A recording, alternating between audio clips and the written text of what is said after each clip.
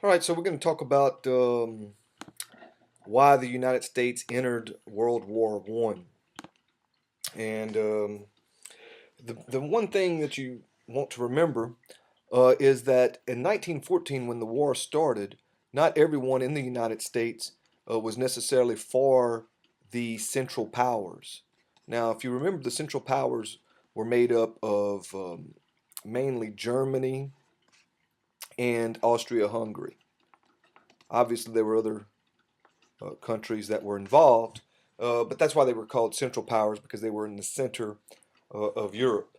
And not everybody in the United States, like I said, was for, I guess, what we would later call the Allied powers. We call them Allied powers now because we became allies with them in the war. And this was, of course, Great Britain, France, and Russia. So why wasn't everybody necessarily for the Allied powers? Well, remember, there were many people in the United States then and today that were of Irish descent and of German descent. And the Irish and it's obvious why the Germans were not for the Allied powers, but the Irish were very anti-British, or I should, to be really more accurate, you could say anti-English.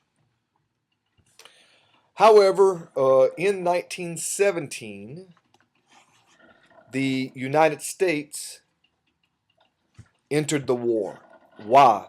Well, there were the main reason, more than anything else, was the German use of unrestricted submarine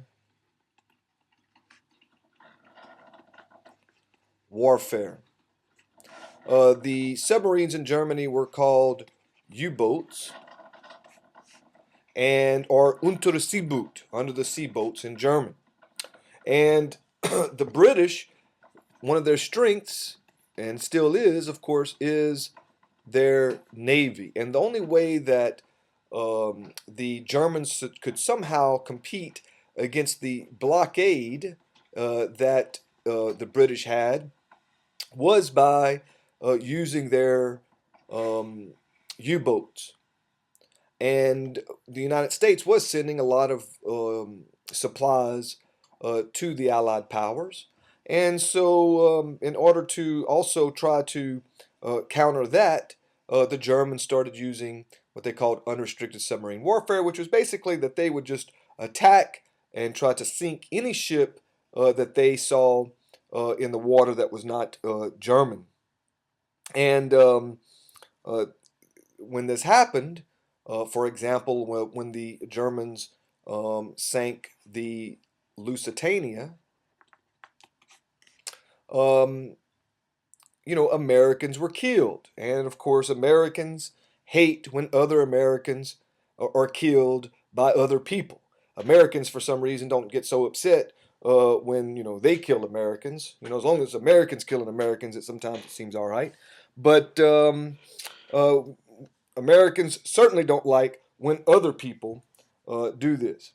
Okay, so the Lusitania was attacked actually in 1915, and there were times when after that the Germans said, okay, we're not going to do that anymore, but then they would start it again, and that led to more and more people maybe calling for war against the Central Powers. Now, something else that got the United States involved was the Zimmerman Note.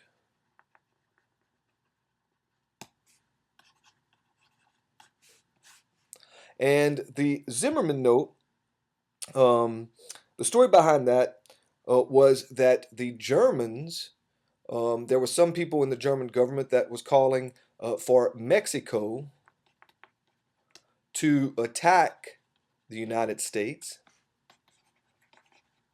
And if they did this, um, the Germans said that they would help and that Mexico can get back the land that they lost in the Mexican War in the 1840s, which was a big part of pretty much all of the Southwest. And you're looking at um, the 19 teens here, the early 1900s, and remember that the Mexican War The Mexican War was in 1846 to 48. And, this is in some people's lifetime. I mean, the Mexicans had not forgotten that.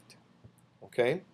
And so the German ambassador to Mexico, all right, was a guy by the name of Alfred Zimmerman.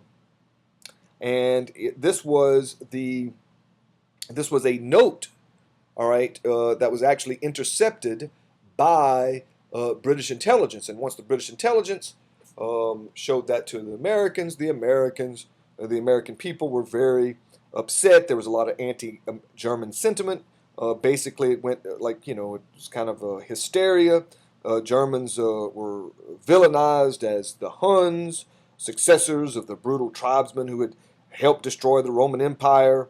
All right, Bach and Beethoven concerts were canceled. Sauerkraut, I don't know if y'all have ever had that. Sauerkraut, I think that's how you spell it. Y'all can check on that for me. And it was renamed Liberty Cabbage. Americans, and not just Americans, other people tend to get a little crazy before war. And, we had this, I don't know if y'all remember, but when the French did not want to help us in Iraq, they helped us in Afghanistan, but not in Iraq. There was a call to stop calling French fries and call them freedom fries. And there were protests that were anti-French protests in which people were pouring out, really, good bottles of French wine in the gutters. And of course, that's wasting alcohol. That's against the law in South Louisiana, so nobody did that in South Louisiana. But anyway, so the United States declared war on the Central Powers in 1917. The United States was involved in the war from 1917 to 1918. We had to mobilize, send troops over there. They were called doughboys because they looked kind of fat compared to the French and British soldiers that had been in Italian soldiers that had been in the trenches for years. Again, World War I was a really awful. I mean, all war is awful, okay? But World War I was really kind of like, I wouldn't say the introduction to modern warfare. The Civil War was, but no one really realized how devastating World War One would be. And we'll actually talk a little bit more about that when we get to the Treaty of Versailles.